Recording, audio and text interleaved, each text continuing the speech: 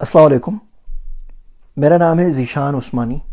آج ہم بات کریں گے ہمارے معاشرے کے سب سے زیادہ مس انڈرسٹوڈ کیریکٹر کے اوپر، اور وہ کیریکٹر ہے فادر کا، باپ کا۔ جس لمحے بچہ پیدا ہوتا ہے نا، اس لمحے اس کو ماں کی محبت سمجھ میں آ جاتی ہے۔ جب وہ باپ بنتا ہے تب اس کو باپ کی محبت سمجھ میں آتی ہے، تب تک اسے باپ کی محبت سمجھ میں نہیں آتی۔ باپ ہمارے معاشرے کا وہ مظلوم ترین کیریکٹر ہے جو ہر وقت ہر جگہ سے پستا ہے۔ نہ وہ رو سکتا ہے اور نہ اس کی کوئی پرابلم سمجھتا ہے۔ حقوق نسواں کے چکر میں خواتین جب چاہیں جہاں چاہیں جس کے سامنے رو دیتی ہیں۔ باپ بیچارہ رو بھی نہیں سکتا، اور رو بھی دے تو اس کی سنے گا کون؟ اس کا کمیونیکیشن کا جو طریقہ ہوتا ہے وہ بڑا نرالا اور الگ ہوتا ہے، اور ہمیں بڑی ضرورت ہے کہ ہم اس کو سمجھ سکیں۔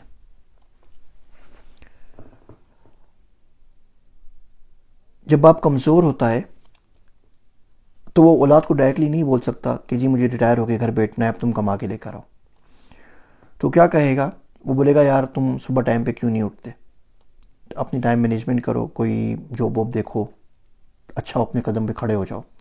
بیسیکلی وہ کہنا یہ چاہ رہا ہوتا ہے کہ بیٹا زیادہ ٹائم ہی نہیں میرے پاس، 10-15 سال میں اور چل سکتا ہوں، تب تک you put your house in order, تاکہ اپنے لیے بھی کچھ کرو، میرے لیے بھی کچھ کرو۔ باپ جب بولتا ہے کہ بیٹا اتنا ٹائم نہ لگاؤ یوٹیوب کے اوپر، واٹس ایپ کے اوپر، کیا تم کمپیوٹر پہ ہر وقت بیٹھے رہتے ہو، تو اس کا اصل مقصد تو کہنے کا یہ ہوتا ہے کہ کبھی مجھ سے بھی پوچھ لیا کرو، مجھے پانی چاہیے، چائے چاہیے، مجھے کوئی تکلیف تو نہیں ہے۔ باپ جب اولاد سے پوچھتا ہے کہ بیٹا طبیعت ٹھیک ہے، سر میں درد تو نہیں ہے، تھکے ہوئے تو نہیں ہو، تو بیسیکلی وہ کہنا یہ چاہ رہا ہوتا ہے کہ میری ٹانگوں میں آج بہت درد ہے۔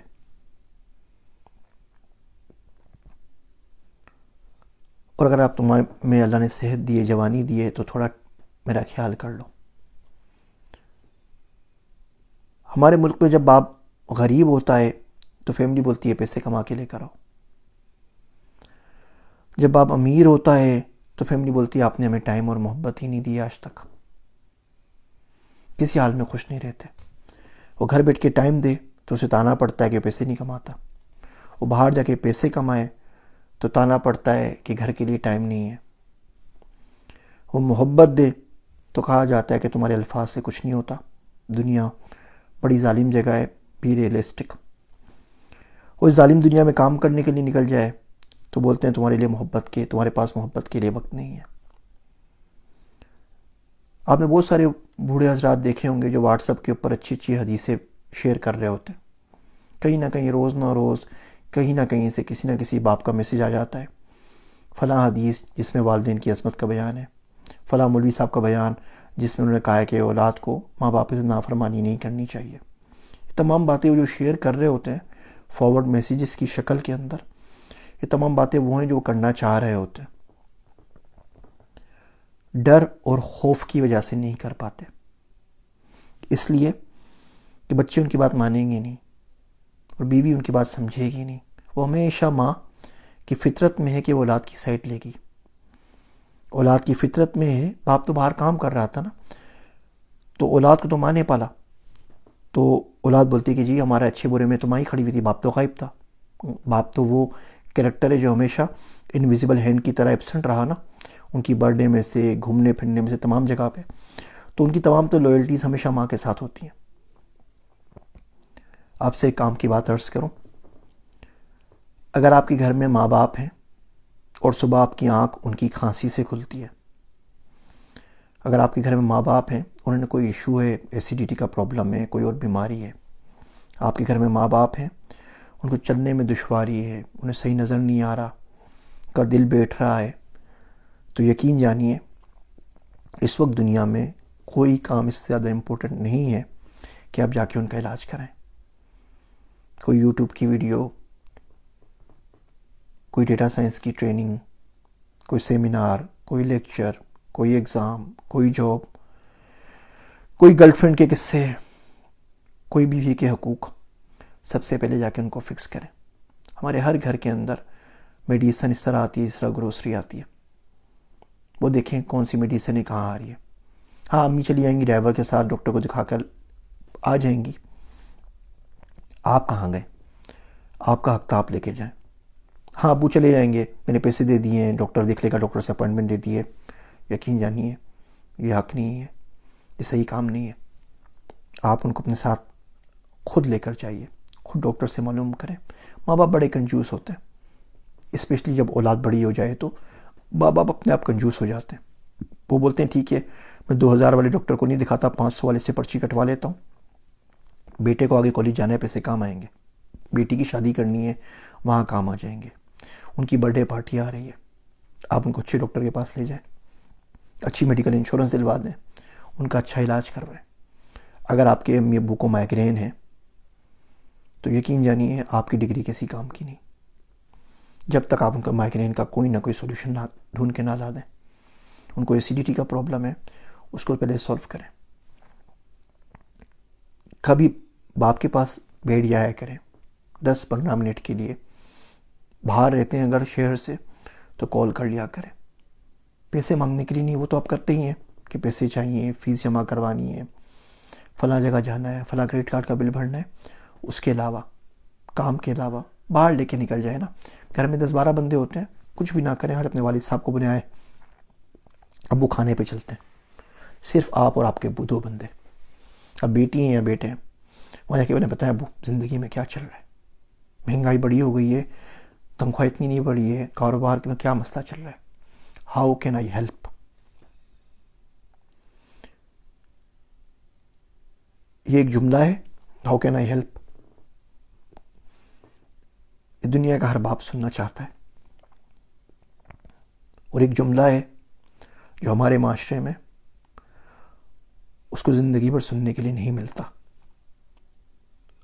صرف اپنی اولاد سے. دوستوں سے مل جاتا ہے، یاروں سے مل جاتا ہے، رشتہ داروں سے مل جاتا ہے، کولیگ سے مل جاتا ہے، غیروں سے مل جاتا ہے، اور نہیں سن پاتا تو اپنی اولاد سے، اور وہ مر جاتا ہے.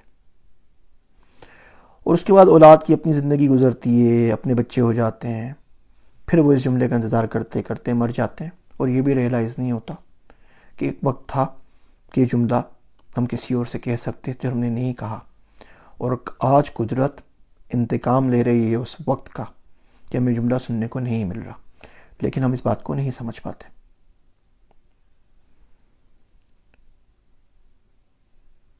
اولاد بہت بڑی ذمہ داری ہوتی ہے. آپ کو یہ تمام چیزیں چلتی پھرتی گھر میں نظر آ رہی ہوتی ہیں، بجلی آ رہی ہوتی ہے، پانی آ رہا ہوتا ہے، گیس آ رہا ہوتا ہے، اسکول کی فیس بھری جا رہی ہوتی ہے، گاڑی میں پیٹرول آ رہا ہوتا ہے، نوکروں کی تنخواہ آ رہی ہوتی ہے، آپ گھوم پھر رہے ہوتے ہیں.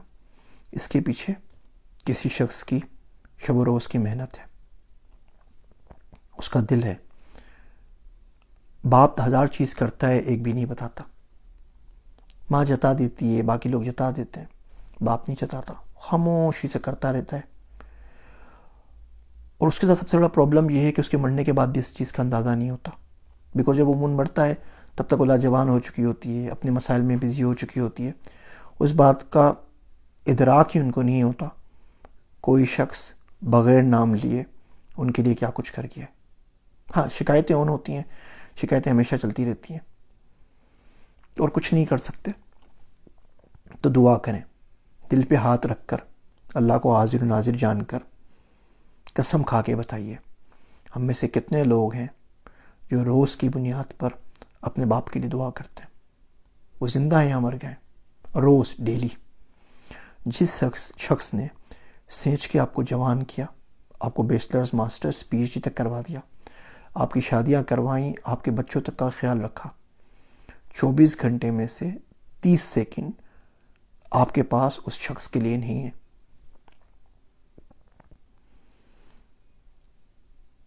تو یہاں تو دعا کیجئے، یا اس شخص کو باپ نہ کہا کریں، چھوڑ دینا. غیر کی طرح کام کیا، نوکروں کی طرح آیا اور چلا گیا زندگی سے، ٹینشن کس بات کی ہے. امید ہے آپ کو یہ باتیں سمجھ میں آ رہی ہوں گی. آج نہیں تو کبھی نہ کبھی ضرور آ جائیں گی انشاءاللہ تعالی. اگر آپ اس ویڈیو کے بعد اپنے ماں باپ کو ڈاکٹر کے پاس لے کے جائیں، یا ان سے پوچھیں ہاؤ کین آئی ہیلپ، یا ان کے لیے دعا کریں، تو مجھے کمنٹ میں ضرور بتائیے گا. میری باتیں سننے کا شکریہ. میں ہوں آپ سب کا ذیشان عثمانی۔